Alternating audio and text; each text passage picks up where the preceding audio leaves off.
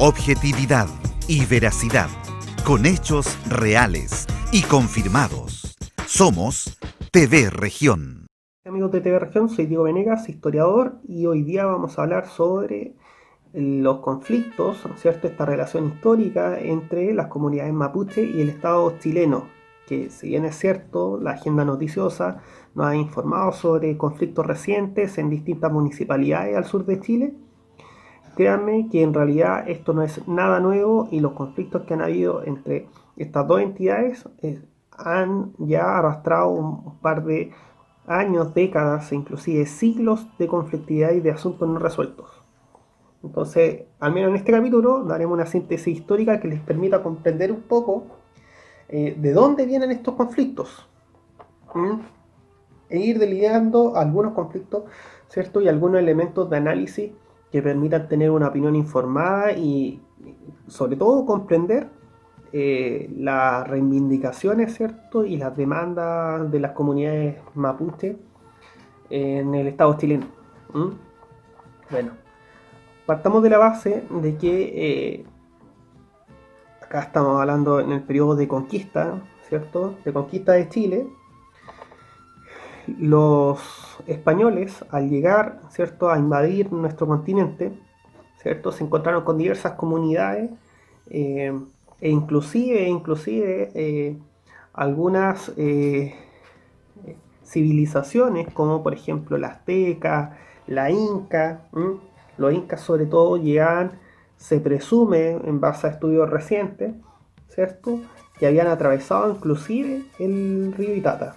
O sea, habían entrado bien al sur, ¿cierto? Bien en la zona más profunda de lo que vivía en nuestro país, ¿cierto? En Chile. Sin embargo, a pesar de que los incas habían podido entrar a nuestro territorio, ello no quitaba de que existiesen otras comunidades que convivían sin ningún inconveniente a través de lazos muchas veces diplomáticos, políticos, comerciales, con otras comunidades como por ejemplo más al norte, los Diaguitas, ¿cierto? Y otros pueblos ya más vinculados al norte de la zona cordillerana, ¿cierto? Andina, perdón. En el caso de nuestra zona, había un conjunto de comunidades que, tanto la historiografía, ¿cierto?, como inclusive los documentos políticos han motejado con el nombre de mapuches. Por ejemplo, en la zona de Chillán estaban los chiquillanes, los puelches y otros más. Había otras comunidades como los huiquiches, picunches, etc. Pero todos ellos se circunscribían, ¿cierto?, bajo esta nomenclatura de mapuches. Eso es lo primero que hay que entender. No tenían una organización, una estructura como los incas, por ejemplo. Ellos tenían, ¿cierto?, una especie en la que nosotros podríamos entender una especie de monarca. Los mapuches no. Los mapuches convivían sin ningún problema, ¿cierto?, entre las comunidades, cada una respetando su autonomía, ¿cierto? Y ante la invasión española, ellos se unen para defender su territorio que estaba siendo completamente expoliado. Ante esa situación se dio lugar lo que se conoce como la Guerra de Arauco, que fue una guerra de más de un siglo, en la cual se enfrentaron por un lado las huestes españolas con, ¿cierto?, las distintas comunidades mapuches que tuvieron que unirse, ¿cierto?, en la resistencia. Esa guerra en sí nunca cesó, en tanto no hubo vencedores ni vencidos, pero sí hubieron treguas, y esas treguas fueron parlamentos, en la cual el Imperio Español, ya asentado ya en el territorio chileno, con inclusive estructuras de gobierno, estructuras de políticas militares, como la capitanía, ¿cierto?, después la gobernación, llega a acuerdo con estas distintas comunidades y es lo que se conoce como los parlamentos, en el cual se invitaban a los principales jerarcas de las comunidades o representantes de las comunidades mapuche y a representantes, ¿cierto?, de los españoles y ya de las autoridades de lo que podríamos decir el Chile hispánico. A través de esos parlamentos se llegó a la negociación de que el río Biobío iba a ser la frontera. entre, por un lado, el Imperio Español, la Capitanía General de Chile, la Gobernación de Chile, y hacia el sur, ¿cierto?, las comunidades mapuches que podían vivir bajo sus reglas. Ello no quitaba de que habían intercambios comerciales entre sí, no había ningún problema. Sin embargo, esta situación que se fue dando lugar durante años, con la independencia fue cambiando un poco el panorama. Porque una vez ya establecida, ¿cierto?, la independencia y un gobierno republicano, empezaron a haber conflictos respecto a esas fronteras que se habían llegado a acuerdos, en las cuales se habían respetado, ¿cierto?, estos tratados por parte, ¿cierto?, de la gobernación, la estructura, ¿cierto?, colonial. Con la república se empezaron a transgredir y se intentó expandir, ¿cierto?, la república hacia las fronteras del río Biobío, hacia más al sur, estableciendo pequeñas colonias, ¿cierto?, haciendo excursiones, etc. Sin embargo, ya esta situación se tornó crítica con lo que se ha conocido mal llamadamente por la historiografía más tradicional como la pacificación de la Araucanía, que en definitiva fue una invasión militar a territorios mapuches, con el fin de anexarlos, ¿cierto?, a la naciente República de Chile. Quien lideró, ¿cierto?, esta campaña fue Cornelio Saavedra. Se tomaron conscriptos de distintas partes del país, algunos de forma forzada, y se los llevó a combatir, ¿cierto?, a las comunidades en las cuales se utilizaban diversas tretas, ¿cierto?, para invadir y para tomar estos terrenos. Ahí es donde el conflicto mapuche, que se había medianamente resuelto, o al menos no resuelto, pero sí se había llegado a un pacto, se reaviva. Al final se invaden estos territorios y se lleva a cabo, ¿cierto?, una inmigración, una política de inmigración, ¿cierto?, de colonizaje de esos terrenos, cuya figura más central es este ministro, Vicente Pérez Rosales, que se le envía a Europa con el fin de allá captar, principalmente en Alemania, en Austria, en diversos países de Europa, pero principalmente Alemania, que ahí era donde estaba su oficina, a personas que quisieran venir a Chile a colonizar, ¿cierto? Se le entregaba terreno, se le entregaba financiamiento, se le entregaba herramientas. ¿Bajo qué objetivo? El objetivo de purificar la raza. En otras palabras, se tenía la pretensión de que trayendo a gente de Europa, trabajadora, ¿cierto?, con nuevas ideas, con nuevos avances tecnológicos, podía aumentar, ¿cierto?, el estatus y el nivel y el avance económico y tecnológico de Chile. Esa era la pretensión, al menos. Pero se entregaban territorios mapuche, así como diversas ciudades del sur de Chile son fruto de esta colonización, son fruto de esta expoliación a las comunidades mapuches.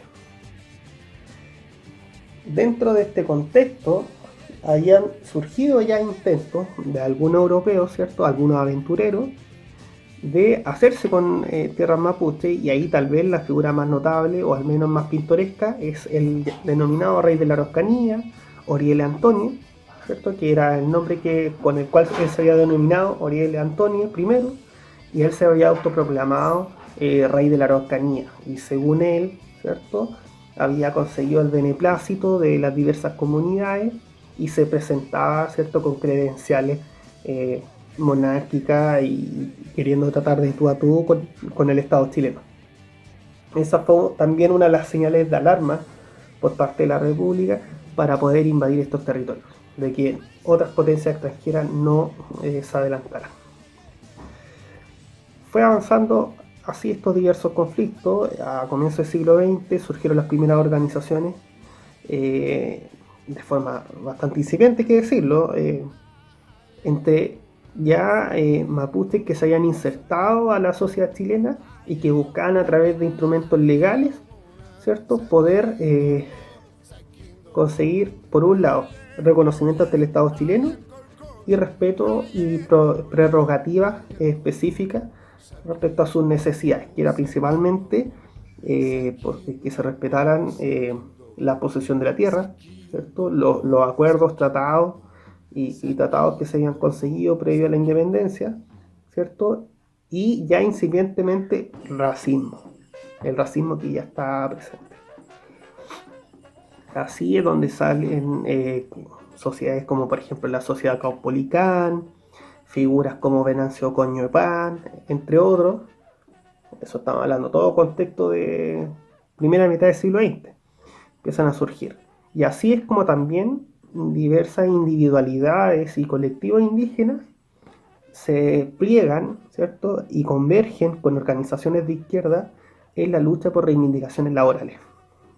Porque si bien es cierto, los mapuches tenían reivindicaciones específicas respecto al respeto a sus tradiciones y a los acuerdos tratados respecto a la tenencia de la tierra, también hayan solidarizado con las precarias condiciones de subsistencia, ¿cierto? De vida y de trabajo de la clase trabajadora chilena. Es así que ya con el gobierno de la Unidad Popular se promulga una de las primeras leyes indígenas.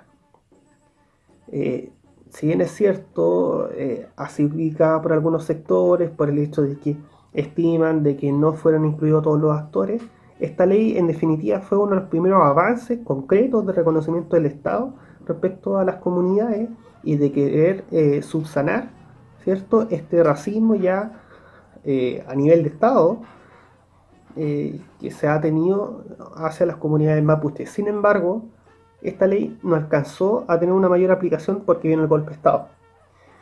Y con ello no solo se vio perjudicada y perseguida, ¿cierto?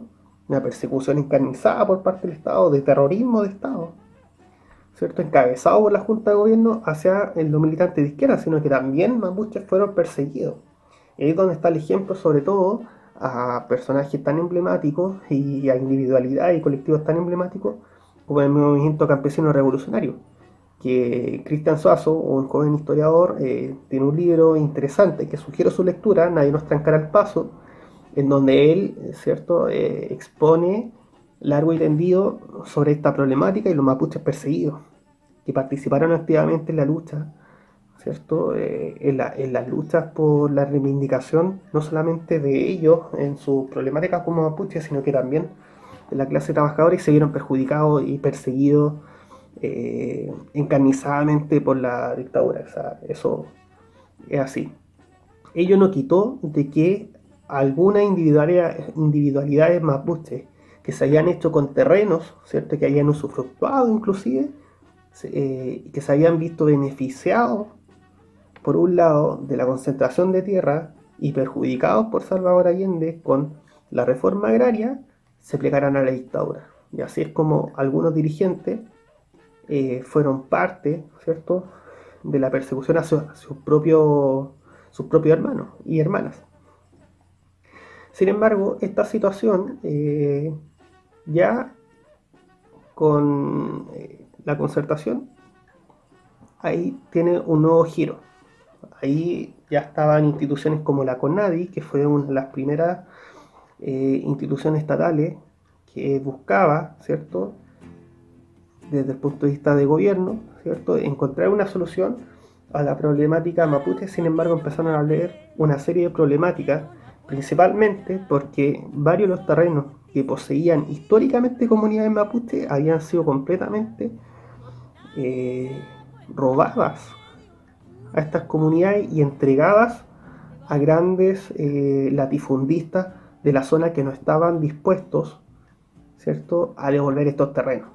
Y que muchas veces cuando el Estado buscaba, ¿cierto?, mediar en esa situación, los latifundistas vendían al Estado, ¿cierto?, exigían una compensación y hacían de eso un negocio bastante lucrativo.